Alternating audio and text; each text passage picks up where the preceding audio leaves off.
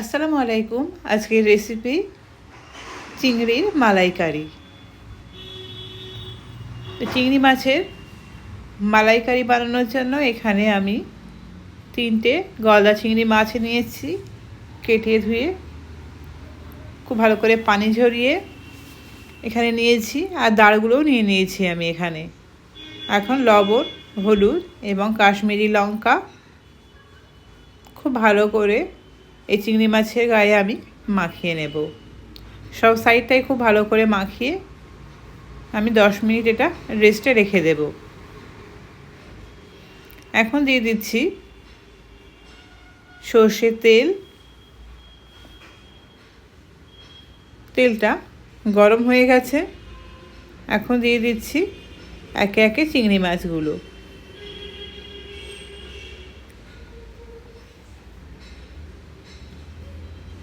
চিংড়ি মাছ খুব বেশি ভাজলে একদম শক্ত রাবারের মতো হয়ে যায়। সে ছোটো চিংড়ি হোক বা বড় চিংড়ি হোক, সেজন্য চিংড়ি মাছ খুব বেশি ভাজা লাগে না। প্রত্যেকটা সাইড 1 মিনিট মতো সময় ধরে ভাজলেই হয়ে যায়। আর তেলে দেওয়ার সঙ্গে সঙ্গে চিংড়ি মাছের কালারটা একদম চেঞ্জ হয়ে লাল হয়ে যায়, সে চিংড়ি মাছে হলুদ দেওয়া হোক বা না হোক। তো চিংড়ি মাছগুলো আমি প্রত্যেকটা সাইড 1 মিনিট মতো সময় করে ভেজে নিয়েছি। এখন ভেজে তুলে নিচ্ছি। এই তেলের মধ্যে সামান্য একটু সর্ষের তেল অ্যাড করব। এখন দিয়ে দিচ্ছি এর মধ্যে এলাচ, লবঙ্গ এবং দারচিনি, আর দিয়ে দিচ্ছি একটা তেজপাতা। গরম মশলা থেকে খুব সুন্দর একটা ফ্লেভার ছাড়তে শুরু করেছে। তো এখন দিয়ে দিচ্ছি এর মধ্যে পেঁয়াজ বাটা। মালাইকারিতে সবসময় পেঁয়াজ বাটাটাই ব্যবহার করা উচিত, কারণ এখানে আমরা পেঁয়াজটা যদি কুচি করে ব্যবহার করি তো সেক্ষেত্রে গ্রেভিটা ঠিকঠাক আসবে না। তো সেই জন্য আমি এখানে পেঁয়াজ বাটাটাই ব্যবহার করাই বেটার মনে করি।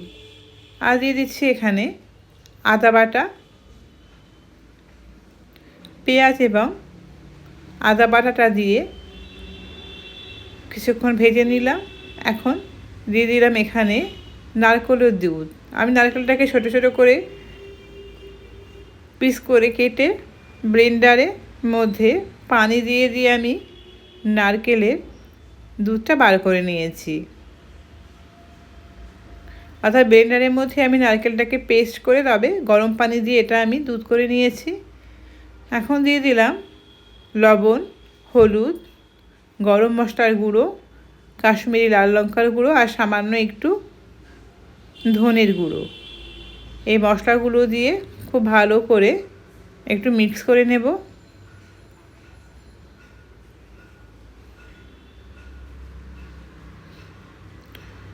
মালাইকারি বানানোর জন্য যখন আমরা মশলাটা কষাবো তখন যখনই মশলাটা একটু শুকনো মতো হয়ে আসবে, অর্থাৎ ড্রাই হয়ে আসবে, তখন সামান্য একটু এইভাবে নারকেলের দুধ দিয়েই আমরা মশলাটা কষিয়ে নেব।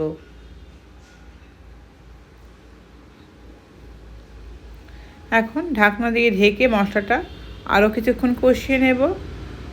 মশলার উপর থেকে তেল ছাড়তে শুরু করেছে, কষানোটা একদম পারফেক্ট হয়েছে। যখনই তেল ছাড়তে শুরু করবে বুঝতে হবে যে মশলাটা কষানো পারফেক্ট হয়ে গেছে। তো আমি ভিডিওটা স্কিপ করে গেছি। ঠিক এই সময় আমি চিংড়ি মাছগুলো একে একে দিয়ে দিয়েছিলাম।